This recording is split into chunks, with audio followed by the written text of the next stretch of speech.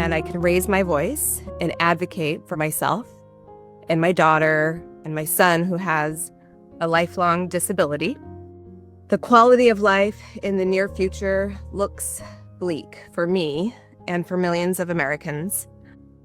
Together, we have to try to stay positive and have hope that there is a path towards fixing what is being ruined.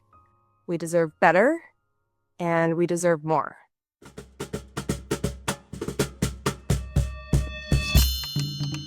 Welcome again to Chino y Chicano. I'm Enrique Cerna. Republican lawmakers are getting an earful from their constituents at town halls about the Trump administration's federal funding and workforce cuts, and the guy in charge of the Department of Government Efficiency, or DOGE, billionaire Elon Musk. His chainsaw approach is pissing people off big time. And now there is Signalgate, with administration officials refusing to take responsibility. It's interesting to note that some Republican lawmakers are turning to telephone town halls to avoid the constituent anger, or they have just stopped holding town halls. Among those worried and angry about the federal cuts is my cousin, Laura Longinotti. Laura is a widow and a single mom of 2 young children. She wrote about her concerns recently on Facebook. I contacted her and asked if she would talk about it on the podcast. She said yes. Here's our conversation.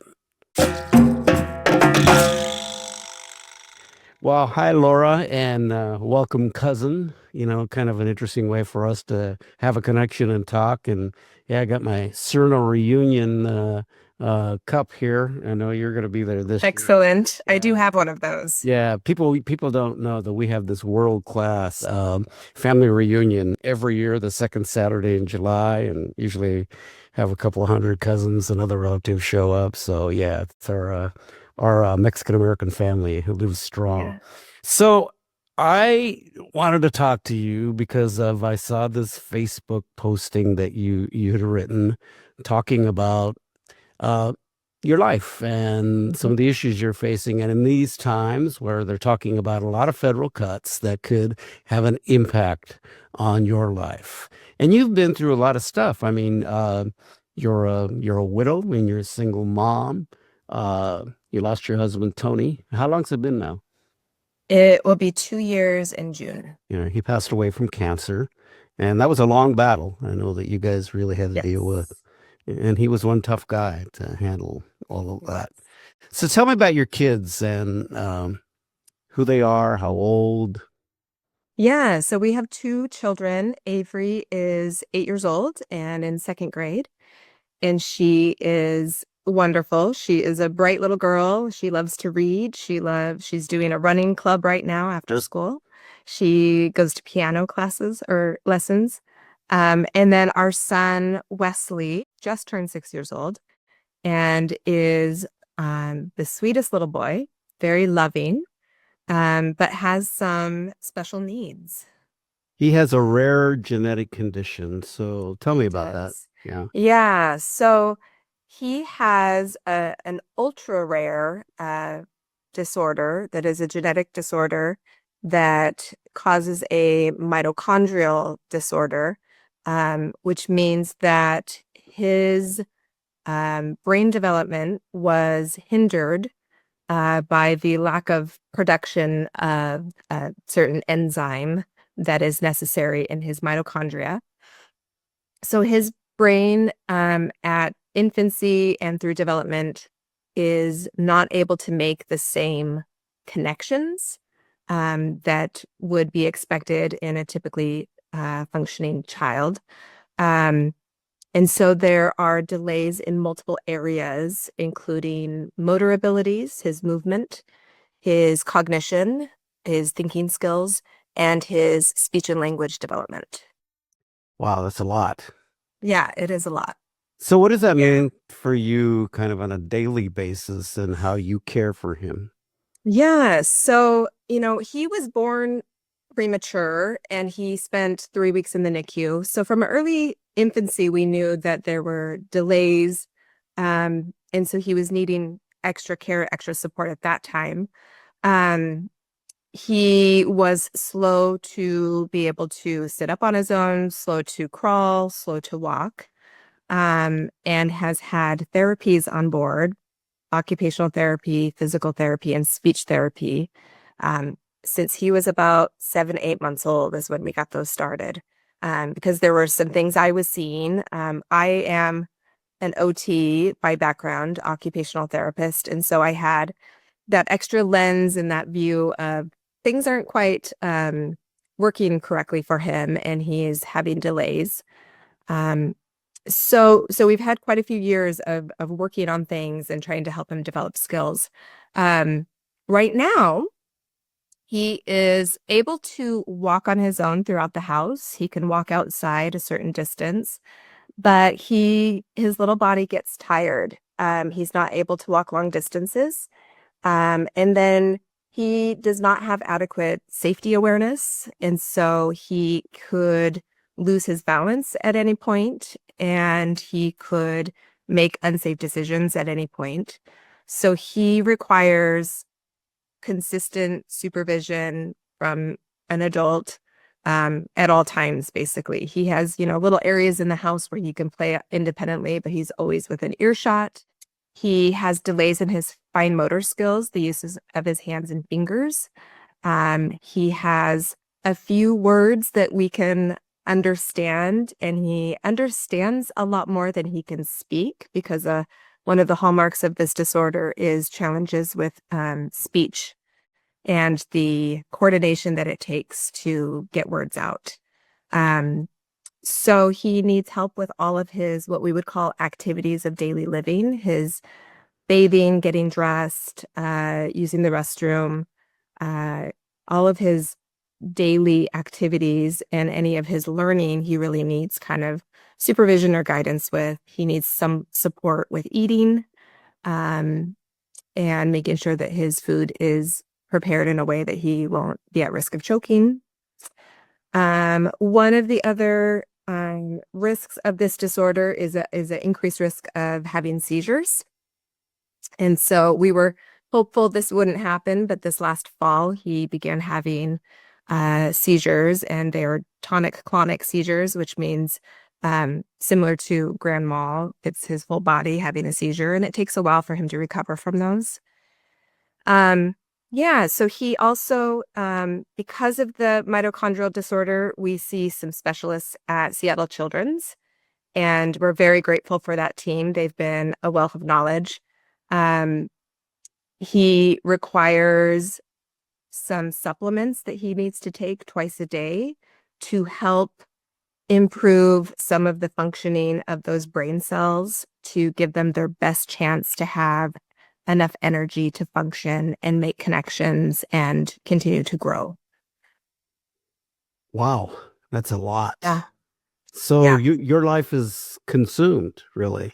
Yes, my schedule really does kind of center around Wes's needs, and of course, our daughter's needs as well. But it keeps me busy. He has therapies in an outpatient clinic every week. He also receives therapy through his school. But then we have a lot of specialists on board. We're going to be traveling to Seattle in a few weeks to go see his doctors there. Yeah. And actually, as we're having this conversation right now, he's in, is it nap time right now, or is, He's napping. yeah, Yes. yeah. So Yeah. you get a bit of a break. Yeah, I get little breaks. His little body needs extra rest, extra food and snacks, extra water, just to function. And so he's not able to go to school for a full day. His little body just can't quite handle it. So he comes home midday and takes a 2 to 3 hour nap and kind of recharges his system so that he can go through the afternoon and the evening. Yeah. So that is a lot, but I would also imagine that financially, that the burden is tremendous as well. It can be. Yeah, the timing of having Wes and the overlapping challenges emotionally and physically and financially with my husband's care is really where some of the greater stress has come for our family in the last 6 years. Um, So yes, we do have extra costs from specialty doctors' appointments, medications that Wes needs to take, and then working out the schedule to allow me to still be able to work some. I work part-time because I need someone to care for Wes when I'm not at work. So that doesn't allow me to work full-time at this point. Um, yes. So let's talk about how this then connects to what's going on today, because there is an effort, as you know, everybody knows that the Trump administration is moving to make huge reductions in the federal government and federal funding. How does Yeah. that then affect and impact you? So first, it brings a lot of anxiety, a lot of fears of the what ifs or what is about to happen. It's me trying to figure out if there's some planning that I need to do. Um, because of Wes's needs, we need access for his learning with special education. And as the Department of Education has been slowly being reduced and dismantled in a way, over half of the employees at the Washington, D.C. level of the DOE have been let go, and also employees in the different regional offices throughout the US have been let go. And so it's difficult to believe that that won't have a negative effect on the funding to each state. Um, each state receives federal funding, and it's certainly not all of their budget, but that money primarily goes to low income students, unhoused students, and special education. That's what the money's used for. And so our local Spokane Public School District superintendent has already shared some concerns, and the school district is trying to plan for potential cuts. And everybody is, I think, just waiting to see what happens next. My son would not be able to attend school without his special education program. He would not be safe or successful in a general education classroom. He requires almost one-on-one support from a teacher or paraprofessional to help provide him with his needs, his communication needs, his self-care needs, and his learning needs. Also, just his medical safety. Since Wes started having seizures, a couple of those happened when he was at school, and he's at risk for falling. He's at risk for injury at school. And so we've had to increase his support at his school here locally. And his team is amazing. I'm very thankful for the team that we have at our local school. But if the funding to that program gets cut, I he may not have those support systems. And the dramatic or the worst case scenario would be he would not be able to attend school. He would be home all the time doing some type of homeschool. So this leaves you right now in this kind of limbo situation, and that right now things are flowing as far as your daily life. You've got a routine, he goes to a Mhm. school, Mhm. but there's that potential that it could all go away depending on Yeah. what happens to the Department of Education, which, the the effort is really to try to completely close it down. Yes. I have opinions about about that. I have this Oh, really? overarching. Yeah, yes. I have this. This is my thought this week. If the individual states really felt the need to be fully responsible for these programs, if the state wanted to just have sole responsibility for the funding of their education system, we would probably see them proposing bills or going down certain political avenues to acquire that. But that hasn't been the case, as far as I'm aware, that states are not asking to have these things privatized. And obviously, cutting jobs and cutting funding from the highest up is only going to lead to chaos and problems. And it won't be a smooth transition to whatever could happen in the future, right? That's not the way you do it. Well, and then we're also facing the issues in the state where there's a huge budget hole. And Yes. also, latest report shows revenues are down, which means that this next state budget is going to be really a tough one. Tighter. Yeah. Yeah, Yeah. yeah, for sure. I've been reading about that too.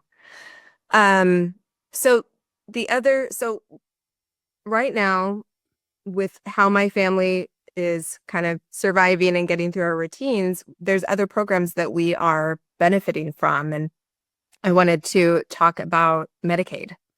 Um, when Wesley was around 3 years old and we were getting ready to get him set up with his special education evaluations to be able to participate in school, I was also going through the process to apply for long-term care benefits through DDA.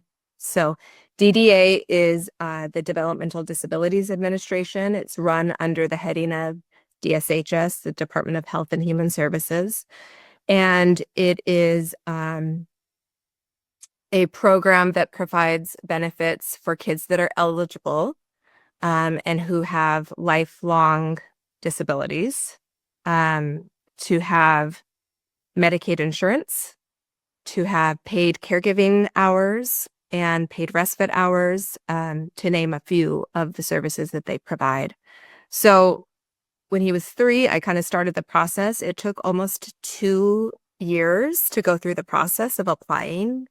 They do a very thorough review of medical records. They do a review of his home situation and stressors, and they review his current level of needs.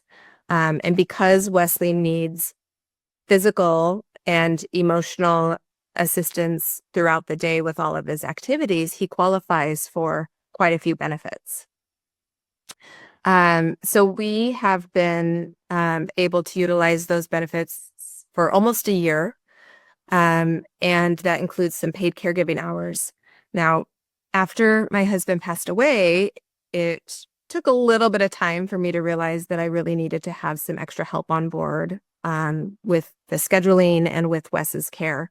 So I was able to find and hire a nanny.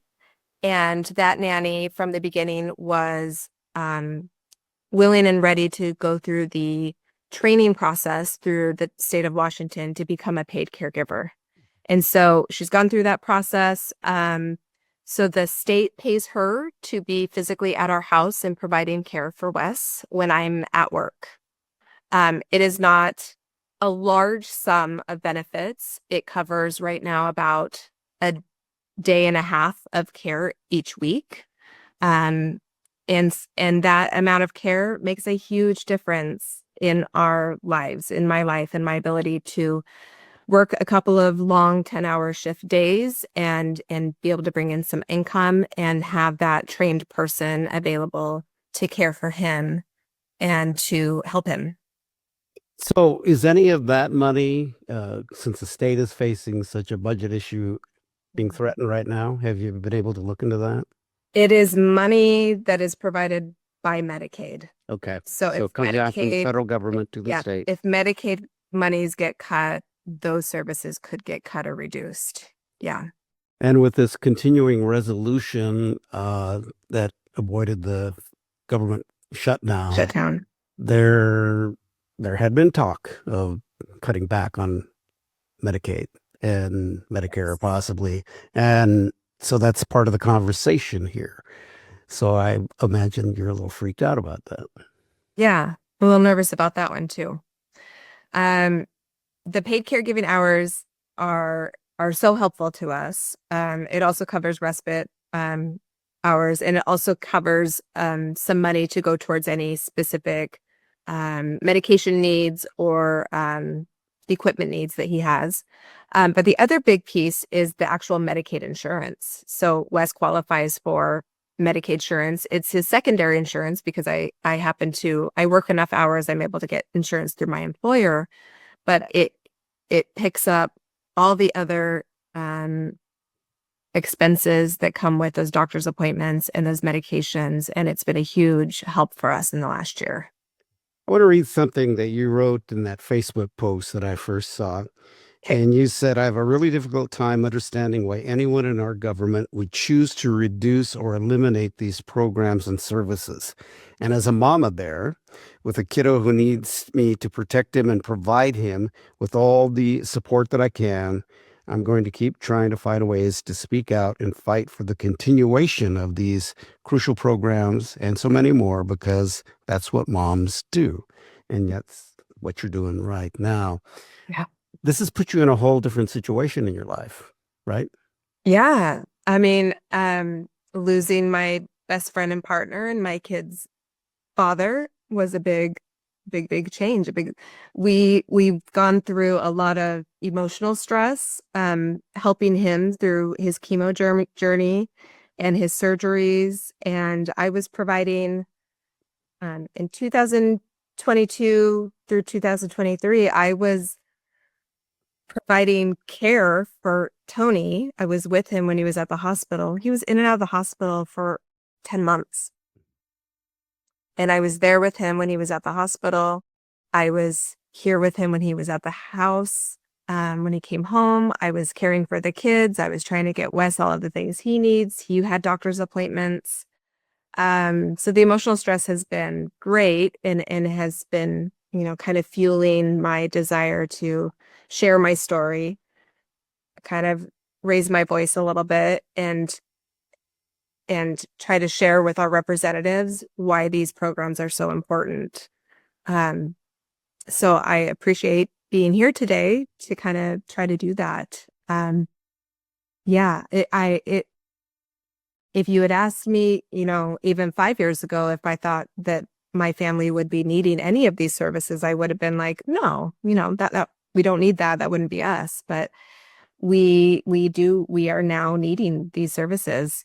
So we've talked about special education. That's huge for us. We've talked about Medicaid and long-term care benefits. That's huge from us. They both get funded through federal funds and organized through the state. The other piece that I'm worried about is Social Security. Me too. You too. Yeah. Yes.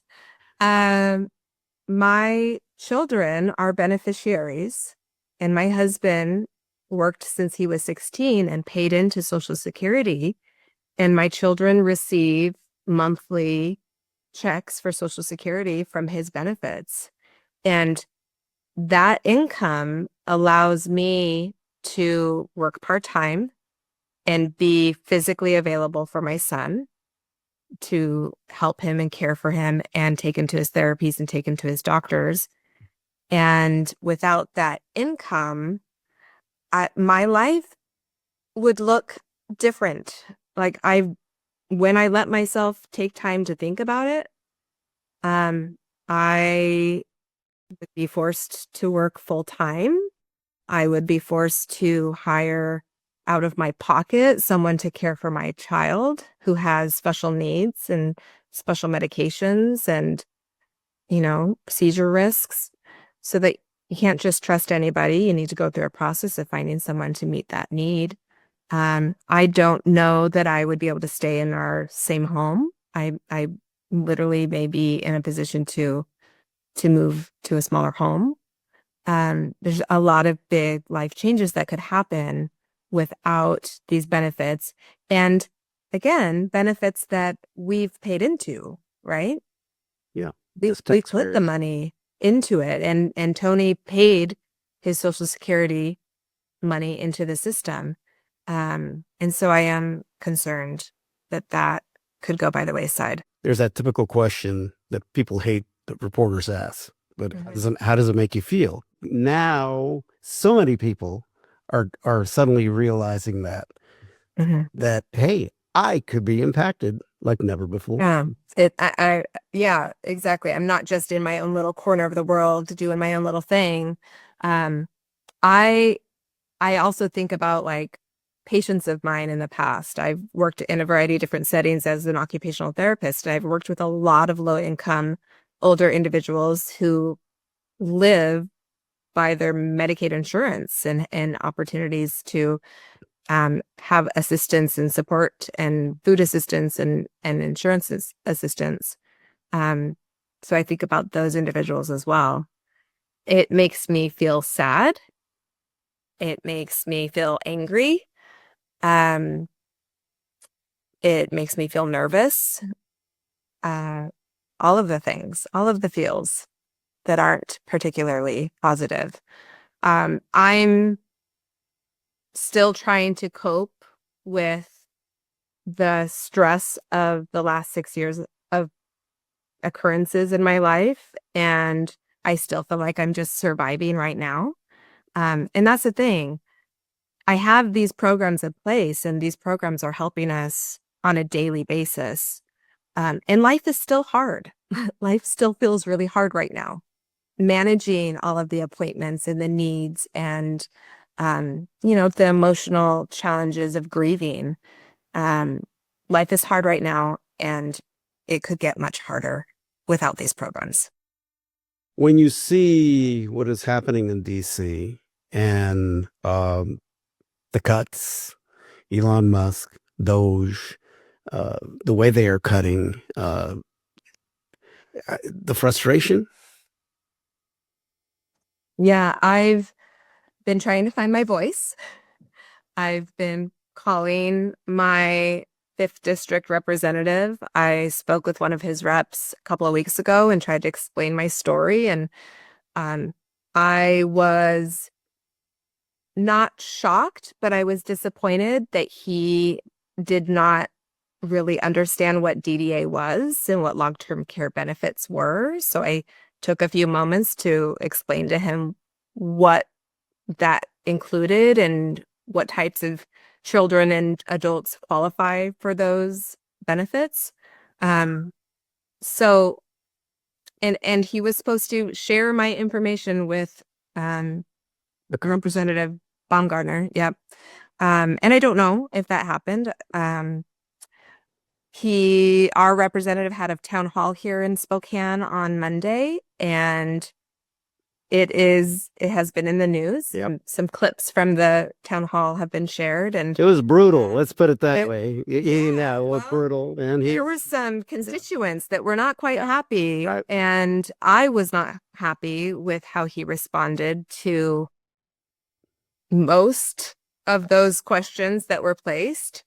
Um, he appears to feel strongly that these programs need to be privatized, and um, he's okay with them no longer existing.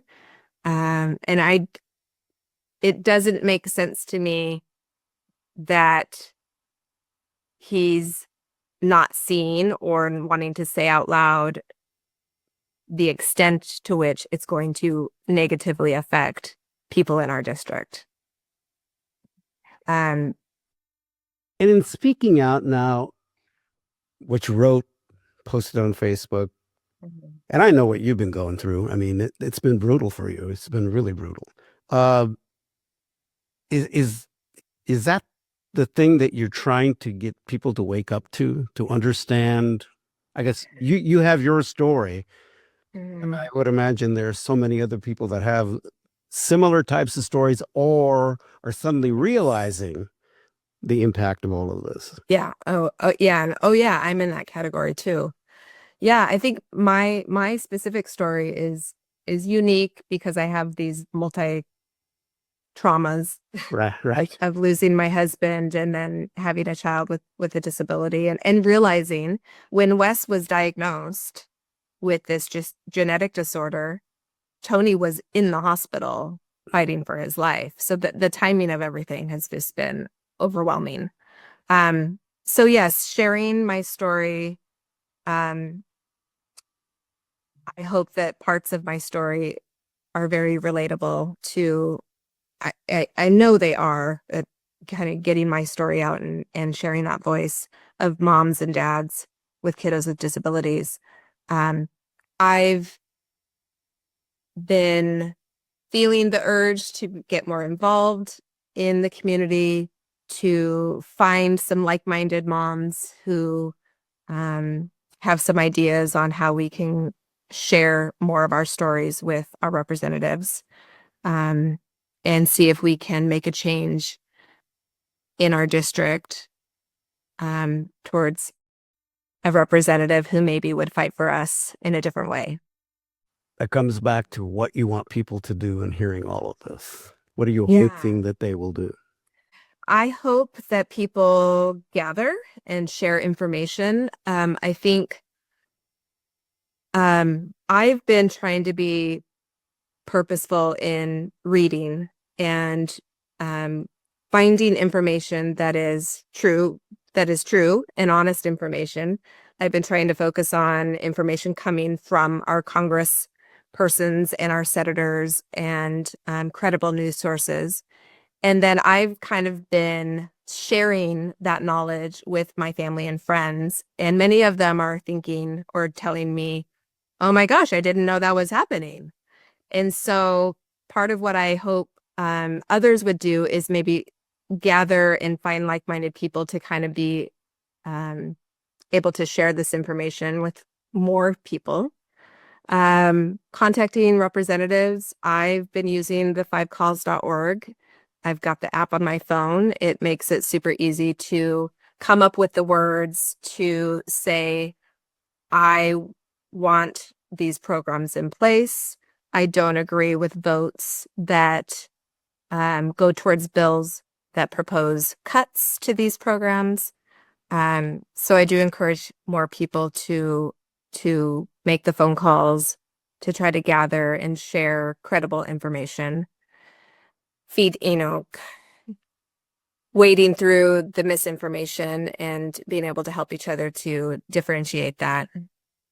Well, I think that's one of the most important things is educating oneself and making a real effort to try to dig deep and to understand the not only the impact that these things are going to have on our society, but also understanding just how these things work and to know that uh, and also to know that as a citizen and a taxpayer, you have a right to do something about it, and you have a right Mhm. to speak out. So, Yeah. And it's helpful to kind of have a little bit better understanding of how that money kind of funnels down. I've been doing research to kind of understand how it kind of funnels down to my specific district and what are those multi-millions of dollars actually coming from the federal government that could be cut? It's a lot of money. it Uh, is. the the public school system is a large part of every state's budget. And so it's scary to know that it can have limitations or be reduced or be cut off. Yeah, and for people to understand in this state that it's mandated under our by the legislature and Yes. our constitution. Yeah, You know, and so it has to come from somewhere. right? If it doesn't come from the federal government, what are other programs that we appreciate in this state?